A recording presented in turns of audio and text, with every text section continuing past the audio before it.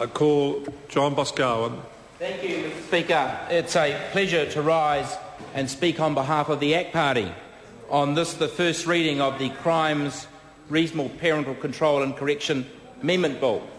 And I'm pleased to speak on this bill because, as Annette King alluded to, this was, as members know, the bill that I introduced to the House, and I'd like to thank my colleague David Garrett for taking the bill on my behalf. Mr. Speaker, let's look at some of the comments that have been made this evening.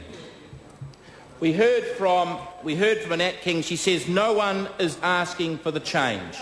No one is asking for the change. Well, I wonder what planet she's on. I wonder what planet she's on.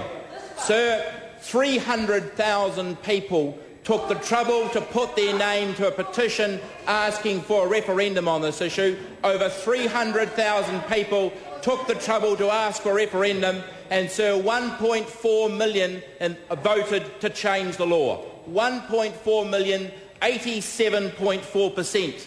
And Annette King has got the gall to sit there and say no one wants a change. No one is asking for this.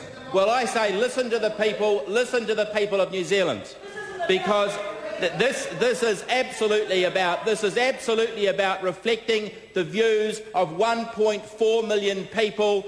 87% of people. Look,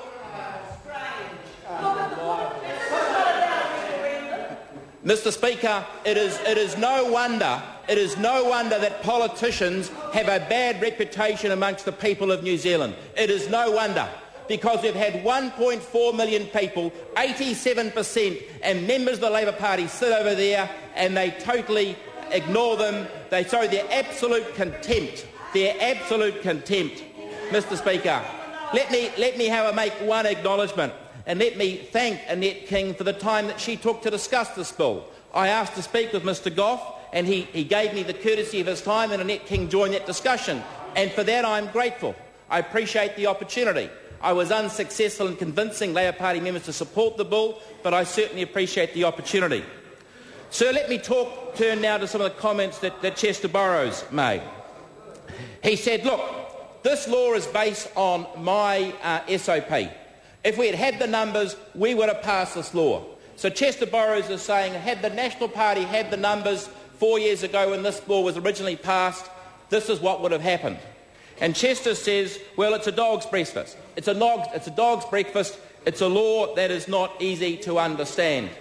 Well, what do I say to this Parliament? Surely it is the job of this Parliament to pass laws that can be understood, that can be enforced. Surely we have got no greater responsibility to pass laws that can give people certainty. Mr. Speaker, I'd like to quote a couple of paragraphs from the introductory notes on this bill. And it talks in particular, it says, Section 59.4 creates confusion with its reference to police discretion. According to members of Parliament, the intention of this section is to provide a safeguard against the consequences of banning reasonable physical correction, so that parents will not be subject automatically to investigation and police prosecution if they hit their child with a light smack. Sir, the law is not certain. The law is not certain. And while Mr. Burrows referred to 33 people being charged, how many thousands of parents don't actually know what the law is? Don't actually have the confidence. And I say to Mr. Burrows, and I say to members of the National Party, surely we actually owe the people of New Zealand,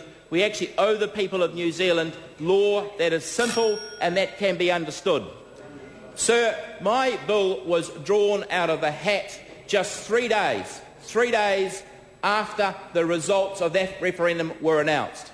It was drawn out of the hat at 12 o'clock on a Wednesday, and by 4:30 that afternoon, 4.5 hours later, the National Party had called a press conference and said they would not be supporting my bill, would not be giving effect to that 1.4 million people, that 87% of New Zealanders who voted for a change in the law in that referendum.